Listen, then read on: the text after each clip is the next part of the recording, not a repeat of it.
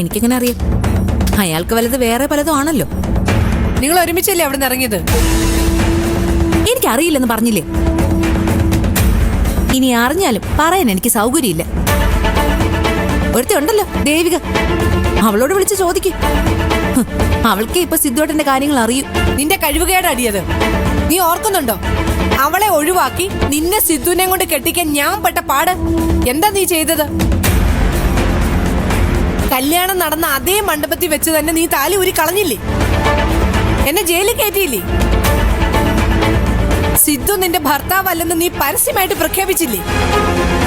അന്ന് തീർന്നതാടി നീ. അന്ന് ഉപേക്ഷിച്ചതാ മനസ്സുകൊണ്ട് സിദ്ധു നിന്നെ.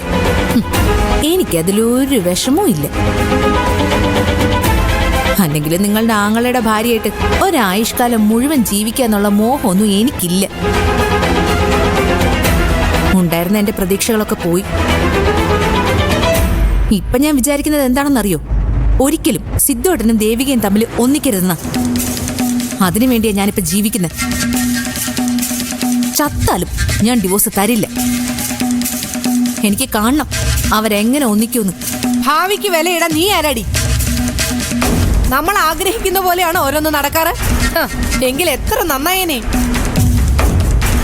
സിദ്ധുവും ദേവികയും തമ്മിൽ ഒന്നിക്കണമെന്ന് വിധി തീരുമാനിച്ചിട്ടുണ്ടെങ്കിൽ അത് തന്നെ നടന്നിരിക്കും.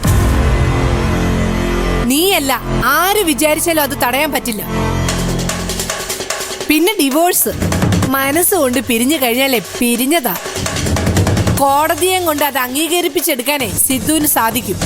അവൻ അത് ചെയ്യുകയും ചെയ്യും. നമുക്ക് നോക്കാം.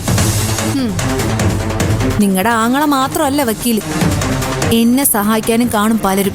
ഓ, ആ വിഷ്ണുവിനെ പോലെ ഉള്ളവരായിരിക്കും. എങ്ങനെയുള്ളവരായാലും നിങ്ങൾക്ക് എന്താ?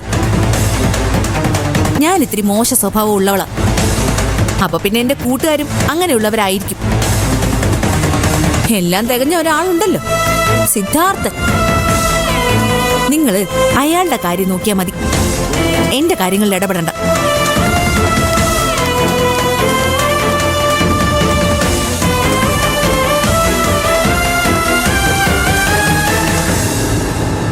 സാറേ, ആളുകൾ പലതും പറയും. അതിന് ആളുകൾ പറഞ്ഞോട്ടെ. വേറെ ആരെങ്കിലും കുറിച്ച് പറയുകയാണെങ്കിൽ സഹിക്കായിരുന്നു. ഇത് സാറിനെ കുറിച്ചാ പറയുന്നത്. എന്നെ കുറിച്ചോ? അതെ, അത്ര അടുപ്പുള്ള വീടായിട്ടും സാറ് ഇതുവരെ അവിടെ പോയില്ലല്ലോ.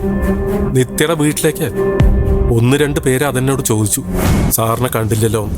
തനിക്ക് പറയാമായിരുന്നില്ലേ എൻ്റെ ഇപ്പോഴത്തെ അവസ്ഥ? ശരീരത്തിന് മാത്രമല്ല, മനസ്സിനുണ്ട് ക്ഷീണം.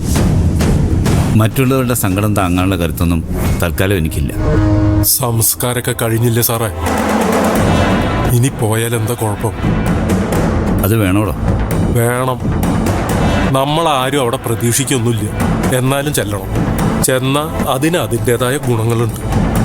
മനോഹരൻ അയാളിപ്പോഴും കിടപ്പില്ലല്ലേ? അതൊക്കെ മാറിയില്ലേ സാറേ? ഇപ്പൊ അങ്ങേർക്ക് സംസാരിക്കാനൊക്കെ പറ്റും. സുധിയുടെ ഹൃദയവും നമ്മുടെ ഈ വീടും തമ്മിലുള്ള ബന്ധം അത്ര വേഗം മുറിച്ചു മാറ്റാൻ പറ്റുന്നതല്ലല്ലോ സാറേ. അതൊന്നുകൂടി ഊട്ടി ഉറപ്പിക്കാൻ പറ്റണ സമയമാണിത്. അത് സാറ് ഉപയോഗിക്കണം. ഏട്ടന് താല്പര്യമില്ലെങ്കിൽ താൻ എന്തിനാ സ്വാമി വെറുതെ കയറി നിർബന്ധിക്കുന്നേ? ഏട്ടൻ പോയില്ലെന്ന് വെച്ച് ആരും ഒന്നും പറയാനൊന്നും പോകുന്നില്ല. അയ്യോ, അങ്ങനെയല്ല.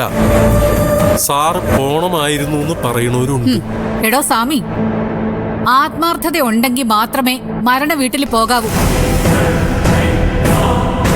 ആ വീട്ടില് ജീവിച്ചിരിക്കുന്നവര് മാത്രമല്ല, മരിച്ചു പോയവരുടെ ആത്മാവും ഉണ്ടാവുമെന്നറിയാലോ. ജീവിച്ചിരിക്കുന്നവരുടെ കണ്ണില് പൊടിയിടാൻ നമ്മുടെ അഭിനയം കൊണ്ട് പറ്റിയേക്കും. അതുപോലെ അല്ല മരിച്ചുപോയവര്. ഏട്ടൻ പോവാനൊന്നും നിൽക്കണ്ട. സ്വാമി അങ്ങനെ പലതും പറയും, അതൊന്നും ഏട്ടൻ അനുസരിക്കണ്ട. എന്തായാലും ഞാൻ പോകണ്ടെന്ന് തീരുമാനിച്ചിരിക്കുകയായിരുന്നു. നീ വിലക്കിയതുകൊണ്ട് ഞാൻ ആ തീരുമാനം മാറ്റുക. സ്വാമി, ഒരു വണ്ടി വിളിക്കും, നമുക്ക് പോവാം. ഏട്ടാ, നീ അകത്ത് പോ. ഞാൻ എന്തും വേണം വേണ്ടെന്നൊക്കെ തീരുമാനിക്കുന്നത് ഞാനാ, അല്ലാതെ നീയല്ല. സ്വാമി, ഞാനിപ്പോൾ വരാം.